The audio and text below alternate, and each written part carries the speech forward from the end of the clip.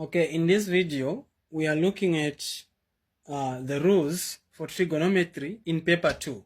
Okay, so let's say mathematics paper 2 for trigonometry. So we want to know when to use cosine rule and when to use sine rule. Okay, so we have here, this side, let's say we have sine rule. Okay, then here we have cosine rule. Okay, now you have this diagram of yours. Here you also have the same diagram. Okay, now on the two diagrams, for the sine rule, for example, you have A, B, C. So they will give you, for example, if this is in, let's say, 70 degrees, okay, then they give you also, maybe we say 55 degrees, then they will give you one side, let's say it's 11 centimeter. Okay, so if they give you a diagram like this, you are using a what? A sine rule, because you are provided with two angles and one side, which will help you to use their formula. Okay, so here you use sine rule. Hope you are getting what I'm saying. Here you use sine rule.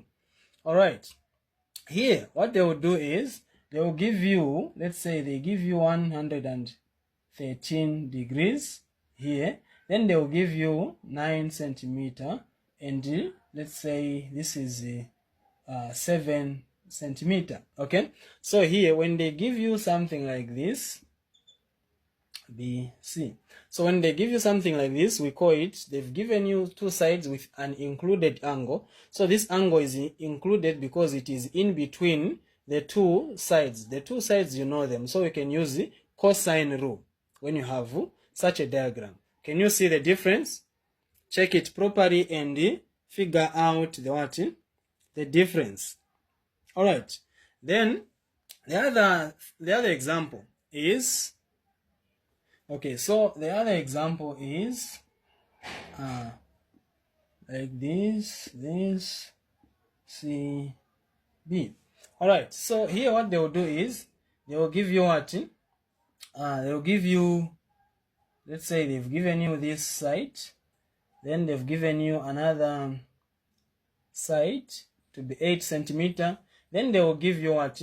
An angle here. Okay, so there will be an angle here, let's say it is 50 degrees. So now what will happen is that you have one angle with two sides. The angle is not included.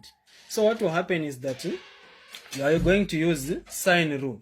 For cosine rule, they will give you three sides. So let's say 15 centimeter, 10 centimeter, and let's say 11 centimeter. Okay, so this one you are going to use the cosine rule because you have three known sides. So these are the basic rules and conditions that you are supposed to understand when you want to answer trigonometry question on mathematics paper 2. So let us go now and solve the questions on trigonometry. Let us check each and every past paper. We're going to find a question on trigonometry. It's either they're asking you to use sine rule or cosine rule. Thank you so much. Have a good day.